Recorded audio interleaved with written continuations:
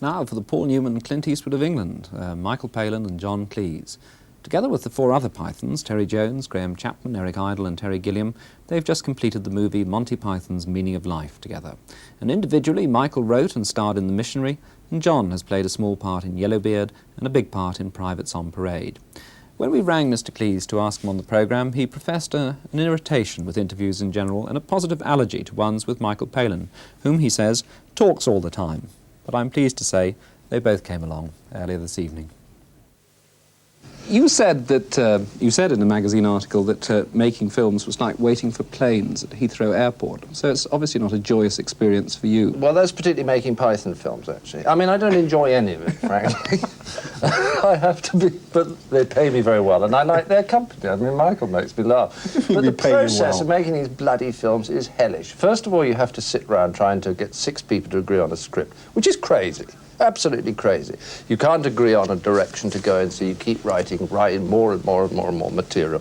And eventually you get something and you try and put it together and it's a dog's breakfast, just like Meaning of Life. It's a ghastly mess. Only we've actually constructed a very clever way of trying to persuade people that it holds together, and it doesn't, frankly. And then you have to go and shoot the bloody thing. Well, then you've got Jones directing. Well, he's superb. He is Welsh, though, isn't he? Superb but Welsh, as you put it. And it all goes fine, except there's nothing to do, except sit around being uncomfortable for about 8 hours a day. Well, 12 hours a day, actually, because you get up at an appallingly early hour. You're always uncomfortable in Python films, and there's nothing you can learn, because we're all writers anyway, so we write the bloody thing, so we know what it's about. So you just have to sit there doing it like a lot of sort of puppets while they get the special effects right.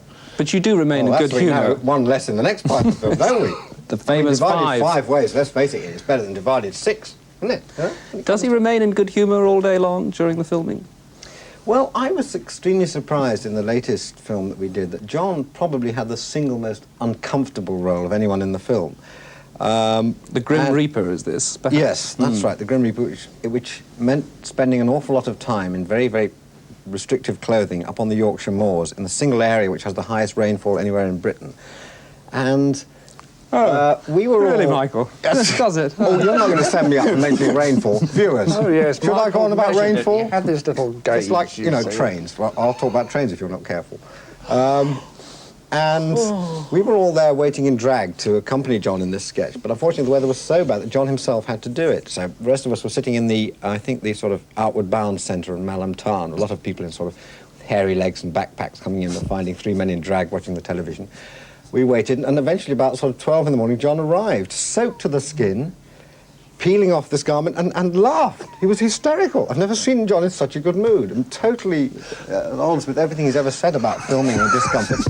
He was laughing and merry and happy as he peeled off his sopping black garments. The shots had been a disaster. The weather was pouring down. He just giggled.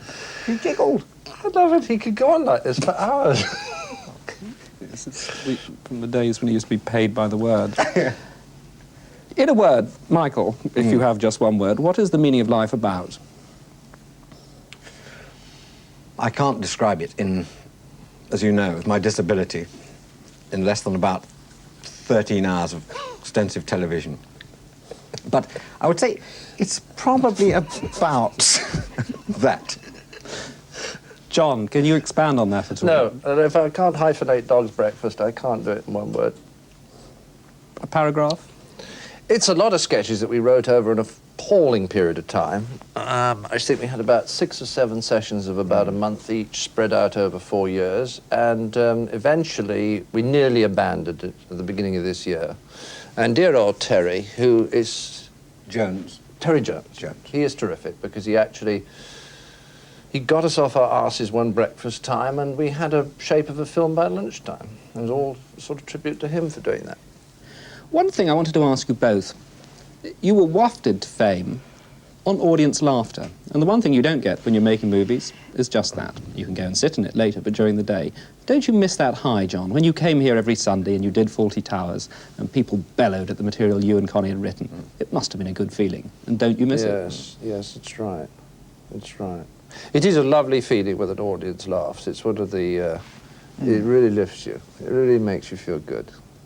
And I don't know, because you see the other side of it is audiences always scare me.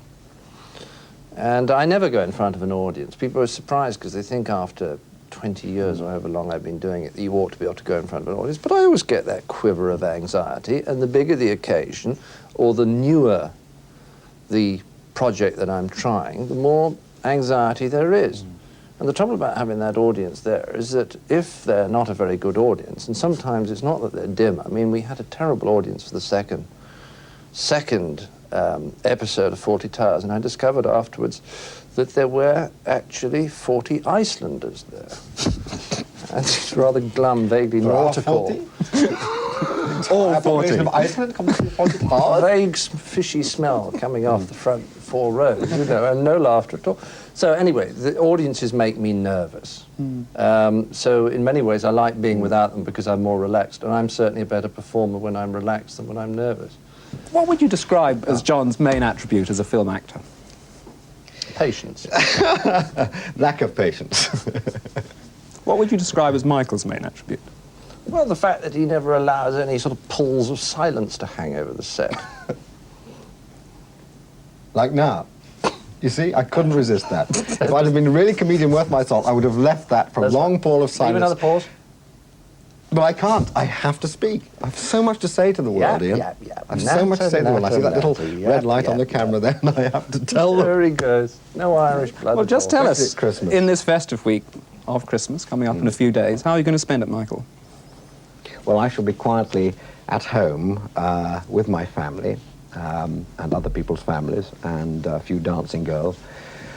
Oh, I may get a goat or two. Obviously, we'll be just absolutely as normal. John? I shall be turning down interviews. Do you get the phone calls on Christmas Day? Oh, the whole time, particularly the gossip columnists. To cheer you both up, I know you're both regular viewers of this programme, and you probably have heard the only way to win a Film 82 sweatshirt is to win the competition. But being the end of the year, we have 2 left, so happy Christmas to each of you. Oh, Film 82 nice. T-shirt! Oh! That's terrific. That's not really my colour.